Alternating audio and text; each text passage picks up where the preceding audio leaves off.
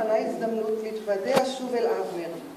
הייתי זקוקה לכמה שעות של נחת כדי לקרוא מחדש את הספר שהמשפחה והחבר'ה הוציאו לאור לפני כמעט 40 שנה. ואיזו הזדמנות יותר טובה יש מטיסה של 4.5 שעות שאני בדרך להכיר נכדה חדשה שנולדה לנו בסטוקהולם. ואכן מה שחיפשתי, שם מצאתי. הספר כתוב היטב, גם בראייה של 40 שנה. הדפים הציבו מכבר, אבל עדיין אפשר לחוש את האווירה והרוח. וזה מה שחיפשתי. חיפשתי את אבנר החברמן ואת החבורה שהלכה איתו. בעצם חיפשתי את עצמי. מה היה בי? מה נשתנה בי? והנה מצאתי את עצמי. אמנם צעירה ב40 שנה, אך עם אותם הערכים ועדיין עם אותם החלומות ואותם האידיאלים. מצאתי את אבנר שהיה הרוח החיה של החבר'ה. היה לו תפקיד משמעותי בבניית חברה מגוונת, תוססת, חופשית, סקרנית. היינו חבורה של נערים ונערות צעירים שאהבנו אחד את השני. תחושת אחווה ורעות מיוחדת התגבשה בין כותלי בית הספר היסודי, דרך הצופים ועד ימי הנחל הזוהרים. משהו חיבר בינינו. אחרי שהבנות נהרגו ברמת מגשימים, אבנר כתב למירה חברת גרעין.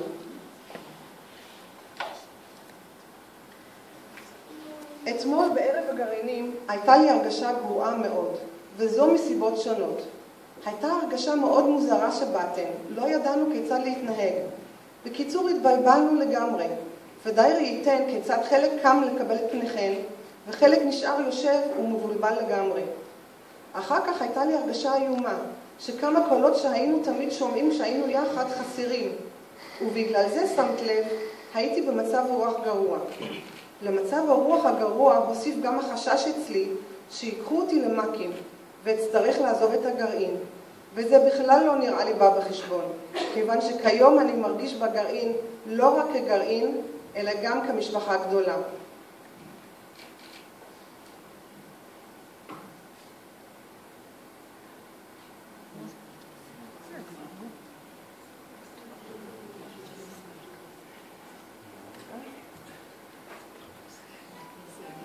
ההוואי והמאוויים המשותפים צמחו משורש של משהו הרבה יותר גדול מאיתנו, מאיזה אידיאל שהיום כבר לא כל כך מודרני לדבר בו. אני מחפשת לרוח הזאת שם, והמושגים שעולים במוחי הם אהבה וציונות. אני פוגשת בספר שוב את אבנר וקוראת על הפעילות החברתית שלו, על תקופת ההדרכה בצופים, על השיגעון שלו למשחק, על ההרכבים התיאטרליים שהקים עם אחרים ושיחק בהם, אבל על עבודות האומנות שעסק בהם, על השירים שכתב עם מנחם, ויותר מאוחר, בתקופת הצבא, כתיבת אין ספור מכתבים לבטי, להורה ולנו, לחבריו. אני נזכרת בג'מבורי של הצופים. כמה חשוב היה לנו, ולאבנר בפרט, ששבט מסורות יזכה במקום הראשון בבניית מגדל בין קומותיי מסנדות. כשאני מספרת לילדים שלי על ימיי בצופים, אני מנסה להסביר להם איך פעולה בתנועת הנוער צריכה להיראות. אני מספרת להם שהיינו נפגשים בגן עצמאות. כולנו במדים חכי, לי יש עניבת הדרכה, ירוקה עם פס לבן, ולחניכים עניבה כחולה. אנחנו יושבים במעגל בתוך חורשה קטנה, ונושא הפעולה הוא עונש מוות למחבלים בעד ונגד. בכובד ראש אנחנו דנים בנושא האקטואלי הזה, ולסיום עוברים לשירת שירים, שלאגרים של התקופה, או הקלאסיקות של השירה הארץ ישראלית. מספרת על הנושאים שהייתי מעבירה לחניכים שלי, לא בטוחה שמאמינים לי. אני בשישית והחניכים בכיתה ז' או ח', והנה בספר יש רשימות של אבנר בנושאים הרי גורל, בדיוק כמו שסיפרתי לילדים. כמה מדהים זה לקרוא הגיגה של נער בן 16, בנושאים כמו יש אומרים שהנוער בישראל הוא מיליטריסטי, הבא דעתך ונמק, עמוד 38. או השלום עם הערבים חלום או בר ביצוע. חלמנו להקים יישוב, ישבנו בפעולות והיינו דנים בנושא בעל כותרת בומבסטית, התיישבות או מדע. מה יותר חשוב למדינה, להתיישב או לעסוק במדע, באקדמיה? רצינו לקרוא ליישוב עין זית, הייתה לו כתובת כבר, עין זית דואר נע עין משמיש. והנה גם החלום הזה התגשם, ואני בעצמי לוקחת בו חלק ושוכנת בקרבת מקום. יישוב הוקם, הוא פורח, הוא משגשג, ובשם היישוב הונצח גם שמו של אבנר, הרי הוא מושב אבני איתן. ראשי מסתחרר, אני קוראת בספר ואני מתפעלת. נדמה שבחייו של אבנר לא היה רגע דל. אחרי שהבנות נהרגו, ערכנו ערב זיכרון והקלטנו את הדברים כדי שיעברו חלק בספר, החוט שלא נותר. אבנר כתב למשפחת דרור. אתמול בערב ערכנו את ערב הזיכרון וההקלטות שבעקבותיו הרגשתי צורך לכתוב לכם ולשתף אתכם בחוויה שאפילו אקרא לה בשם נפלאה.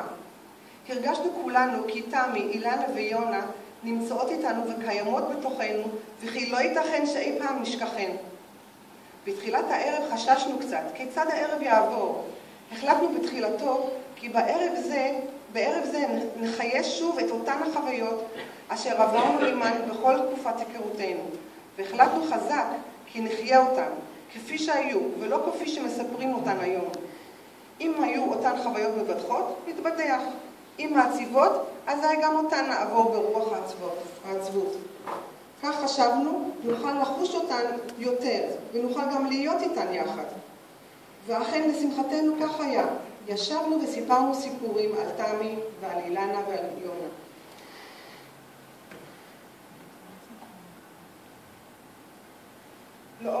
לאורך 40 השנים האלה, בכל מקום שבו אני נמצאת, בהזדמנויות שונות ומפתיעות, אני מרגישה את הגעגועים לרוח החלוצית, לאווירה החמה של משפחת החברים. לא שוכחת את אבנר ואת יהודה ואת אילנה ואת תמי ואת יונה, החברים והחברות שלי שאינם, אך לעולם יימצאו בליבי פנימה. וזה מביא אותי לבחירת השיר. למה בחרתי את השיר? יכולתי לבחור בשיר האלמותי של אריק איינשטיין עוף גוזל. היום, אחרי שנים רבות של גידול משפחה ועכשיו עם טיפוח הדור השלישי, אין שיר יפה ממנו לתאר את ההורות וסבתאות שלי. חינכתי את ילדיי לעצמאות, ומצד שני הם יודעים בבירור שתמיד אהיה שם בשבילם. עוף גוזל, חתוך את השמיים, טוס לאן שבא לך, רק אל תשכח, יש נשר בשמיים, גור לך. השיר הזה מרגש אותי כל פעם מחדש, עד כדי כך שאני אפילו לא מסוגלת לשיר אותו בקול רם.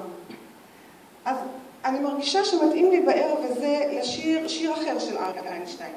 זהו שיר שמזכיר לי איך היינו צעירים וחדורי אידיאולוגיה, איך חונכנו על ערכי ארץ ישראל השלמה, ובתמימותנו חלמנו על עתיד ורוד ומושלם.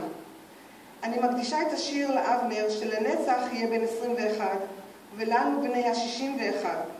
לזכרו של אבנר יפה הבלורית והתואר, ולכבודנו אנו, שכל אחד בדרכו המיוחדת משנה את העולם.